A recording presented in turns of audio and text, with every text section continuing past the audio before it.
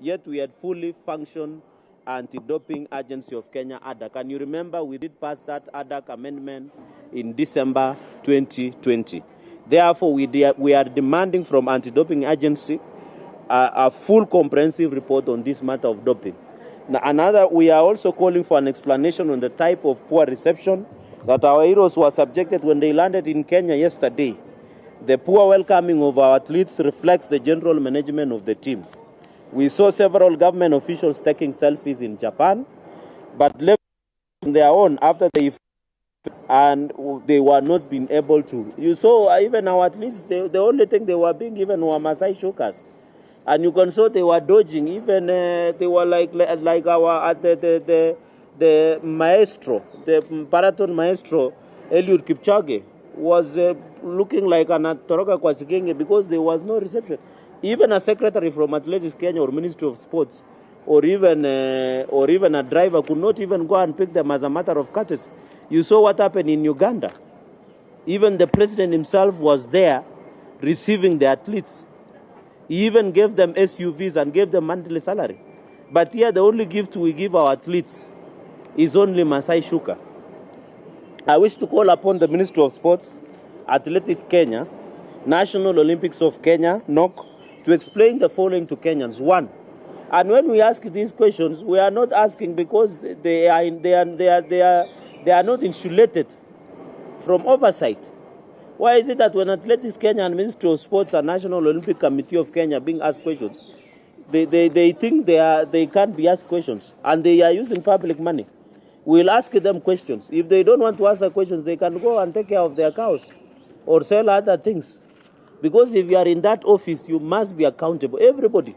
And my work as a senator and as a parliamentarian, when they appear before parliament, they must answer the following questions. One, what really happened to our team management in Japan? And were there any prior arrangements for athlete reception? That is point number one. Number two, expound on the reward scheme and stipends given to winners of various categories. As you can see, other countries are giving them salary. They are giving them training coaches and many others. Explain the selection process of athletes and officials who went to Japan. You know very well that that exercise has been marred with patriotism, cronyism, corruption, where some people are being selected, not that they qualify, but because they have other issues that they give to the officials. Explain the COVID-19 vaccination process for athletes, and if all of them are fully vaccinated now, what reforms have been implemented after the Rio scandal. And by the way, what happened in Tokyo, Japan, in fact, the Rio scandal appears like a baby's event. It's like a baby shower. This one is much more worse. There is a mega scandal that happened in Tokyo, Japan. Number three, why are the athletes flying on economy class while management and officials are using business class? There was an incident of senior, I wouldn't want to mention name, senior marathoner. He had been booked for economy class, but it is out of courtesy of other people that paid for moving from business class. So who is going to run? The management and technical are in business class. The people who are supposed to run are in economy class. They arrive there, they have jet lag, they have to arrive. In fact, one athlete arrived a day before the marathon, and they were using economy class, they have jet lag. And the management and government officials are taking selfies in the streets of Tokyo. What are athletes? Why does Brand Kenya why does not Brand Kenya use athletes yet they have no reward scheme, which they only issue with Masai Shukas? We want to thank the Masai, it is our identity, but we think the work that our athletes are doing is much more than the Masai Shuka. I wish to propose the following to do as part of reforms. I know Nairobi is cold, we understand, but that should not be the reason. They should be given cars. To do as part in reforms management of Athletics Kenya. This is the reforms that should be done. One, introduce a scheme to cushion athletes in terms of food, training care, rent, training camps, or cash transfer. I know you media, you covered very well about athletes, especially people who are sports editors here and sports reporters. You go to Kaptagat and many other training camps, including Kapsabet. Those athletes do not have even running shoes. They don't have food. And you know when you are running, When you are wacha hii Nairobi mnakimbia kuchoma mafuta, mmekula kuku na chipsi na nini kama ndugu yangu hapa. Hiyo wacha ukimbia. This one you are running 42 kilometers. You need food. You need rent. You need training gear. Hii mnaenda kununua hii ya kukimbia kama sandak. Hiyo ndio ni ya kukimbia kuchoma ile mafuta mingi umekula. But somebody who runs need food, they need rent, they need training gear. What have they done? And when they are cautioning people, what has government done through Ministry of Sports to caution our athletes, especially in these hard times? We don't want athletics to be dead like crickets. You can see rugby is in ICU. Number 2, the localized athletic service like issuance of clearance letters and visas to towns near to the camps to avoid athletes camping in Nairobi for days waiting to be served. End up Athletics Kenya, Riada House. Our athletes anatoka Eldoret, anapanda hii matatu, hizi mnajua majina yao, anafika hapo Riada House, unapata secretary anaweka mkimbiaji. What is mkimbiaji?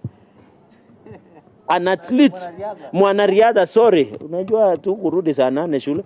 Mwanariadha anamweka kuanzia saa 4 asubuhi mpaka saa 11 ndio apate barua ya kutoka visa kwenda kukimbia, kutafuta kuhustle kukimbia.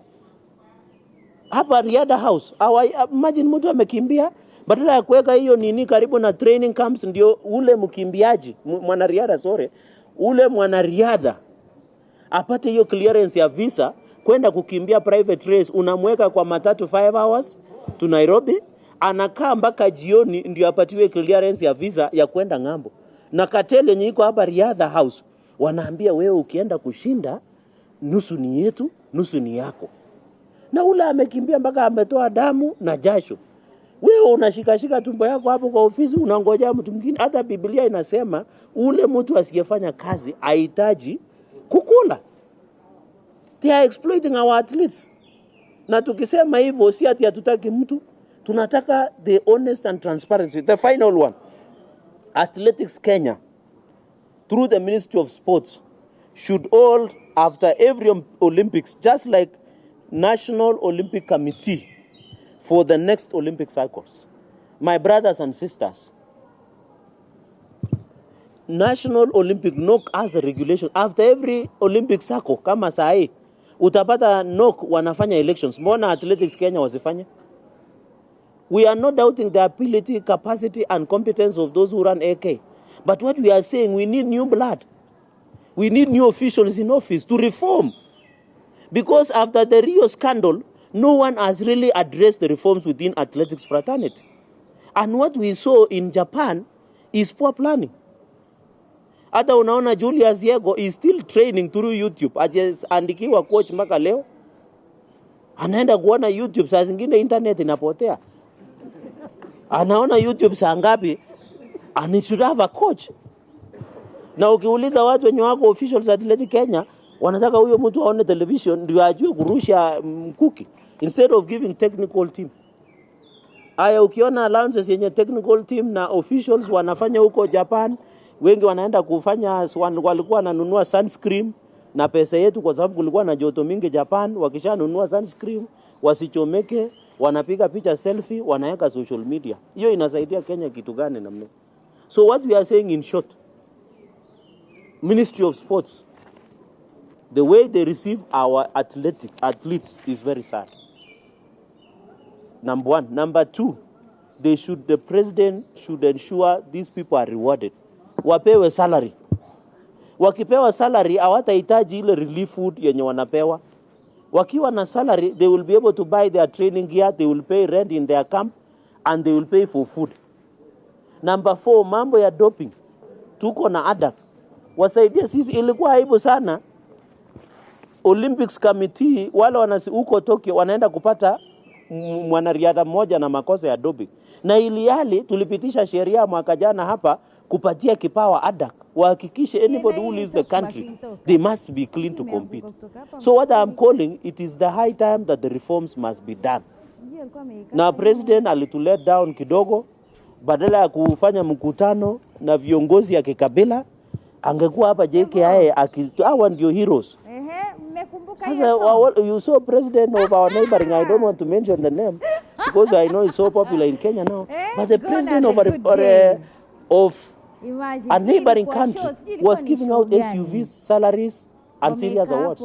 Our president was meeting tribal chiefs instead of receiving our heroes and heroines that have made a trademark like Akina Faith, Akina Eliud, Akina Obiri.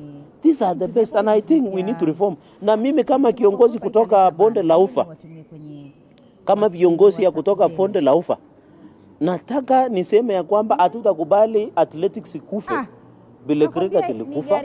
Unaona watu wanacheza tu za ile wako kwa date huko. Hatutaki rugby iko kwa ICU. Unaona shida yenye iko kwa mambo ya mpira. Sisi hatutakubali mambo ya riadha iangamie Kenya.